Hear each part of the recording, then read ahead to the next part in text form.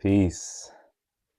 So this is a book review of Ritual by Malidoma, Patrice, and this is just a wonderful book, really, for anybody looking to have more insight about West African ritual, but also what the book focuses on is how possibly this lack of ritual that Americans and the Western has is causing the dysfunction and the fabric of society to unravel. So I'll start right here with the exact quote they have at the top of the book because it's just so prevalent in this book.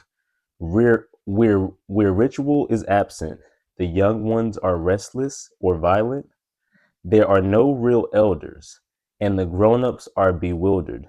The future is dim. So what I'll say before I even start at some of my points that I have here is that without a ritual or a structure, like a unified code, then I absolutely agree, which is kind of what this book kind of hints at, that destruction is inevitable because there's just no order. So also with this book when it talks about ritual, because a lot of times in this book you'll see that there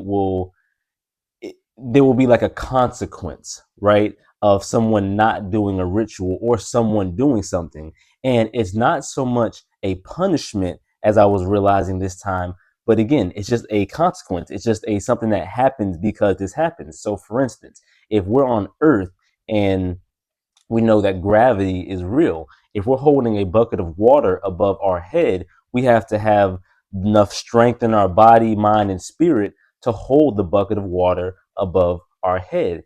If we happen to lean to the left, lean to the right, or just let one of our hands go, it's not a punishment that the water falls on us, it's just a consequence. So the ritual in this book is very much so about, like, yes, so-called bad things can happen if you don't do the ritual, but if you just do the ritual, which helps you anyway, like the things that you want to happen. So it's a very interesting concept because the West is very punitive. It's very much so punishment. This is not the same way.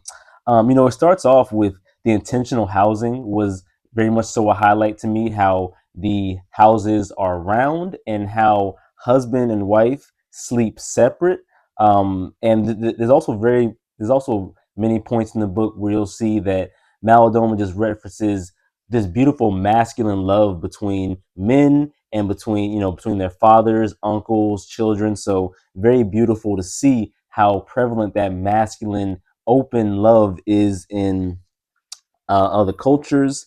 The living with the animals things is a was a theme in here. You'll see the story about a goat that was in a home, and just more of, as we see, like how these indigenous people live and how their mindset is that it's a collection of things that they do. So the elders do the divining. The elders throughout the entire book are the people who are in charge of things. And that's essentially how it always has been, only because they have lots of wisdom and knowledge about all that's out there and they can properly make decisions. In the Western culture, and especially with Black Americans, as there are missing elders, there's no direction. So that's what we're seeing right now. Um, the There was always a structure of ritual. There's always a structure of ritual throughout the entire book. So that means that there's a certain time, there's a certain place for people, certain people have their roles. That's very important because, again, when you just have everybody doing anything they want to do, then there's just a lot of confusion. Um, and with these rituals, there's three types of rituals that he kind of talks about, but or dimensions of rituals. But there's communal ritual, which is all the grown-ups are required to come in, and they reaffirm their unity, like in a common ritual during that time. There's a family ritual where the family heals, resolves issues, and everybody in that family is responsible for participating in that ritual. It's just dire. Then there's the individual rituals. These are the rituals that, again, you do throughout your daily life and that you also go to do, that you have to hold yourself accountable for. Because if you don't do that, other things and harm happens to other people. Like there's a story about a dad accidentally hurting and harming his child because he didn't do a ritual for himself that was also for the community. So it's all interconnected. Again, with these native communities, everything is interconnected, it's right next to each other. And that kind of talks to the way that they live life, is that they are they do subsistence living and subsistence farming, right? Is that they are caring for each other, and a lot of their work and daily life is put towards, maintain the village, maintain the vegetables, the water, and just the overall feel of the land without having to outsource and go out. um let's see. Yeah, and that kind of even talks to this next point here, is that there was a in this native culture, and as they do their ritual, the overabundance of just anything is just something that they're very skeptical over. Versus, it's funny, in the West, right? They were saying like the West is skeptical of, oh, there's not much there. I don't see too much there. So it's like an opposite feeling they have. And let's see, fears necessary. Yeah, and the rituals start young. This is something that the children of the world are inundated in, and they already participate and know how to do, so that when they're older, it's not just something that you're thrown onto. Because the thing is, what happens a lot of times, as we're seeing, is that when you don't have the ritual early on and you try to find it, which is what, like, a lot of almost every Westerner is doing it, right? Because if they don't have that culture that they were born into, but the seeking, right? Everyone is seeking for something. But when you have ritual and it's already embedded into you, you already have a safe place to seek.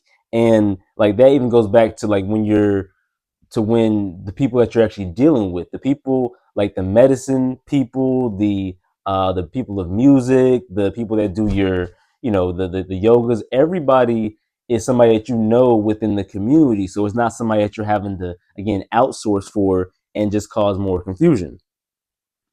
Let's see. Intentional ritual.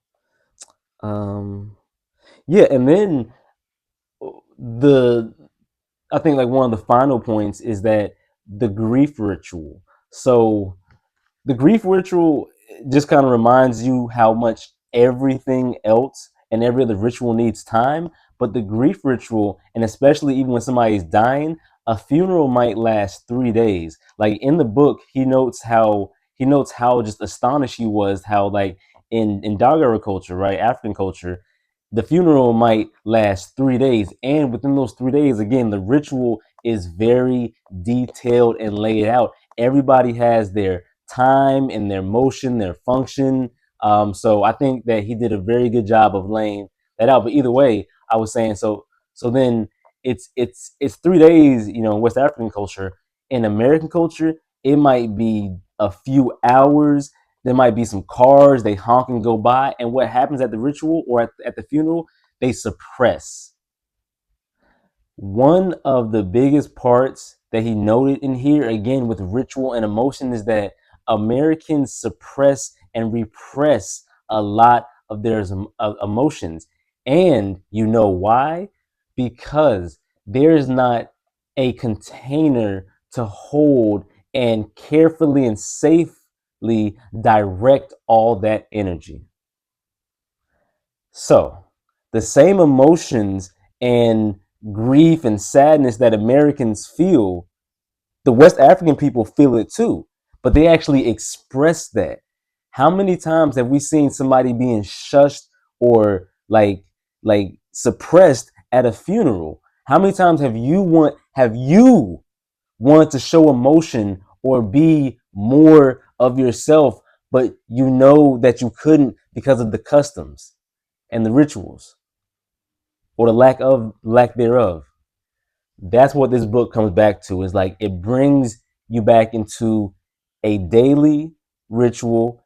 Everything is a ritual, and honestly, the best way that the best way to be in ritual is to be born in ritual. But if not, the kind of solutions, there are a few things to do that you can do like on your own.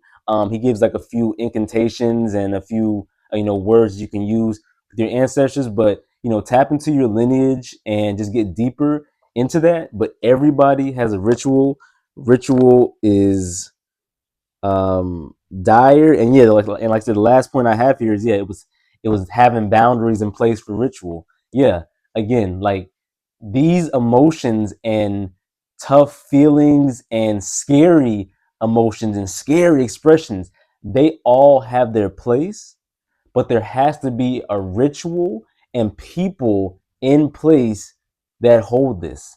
And native cultures, especially native cultures that practice these rituals, when you practice medicine, plant medicine and these grief rituals, you're already ready for these things that could come. So you're trained in these things. You're trained in the ritual of how these things go. So, yeah, overall, a great book that I'm glad I reread, and you should too. Ritual by Malidoma. Peace.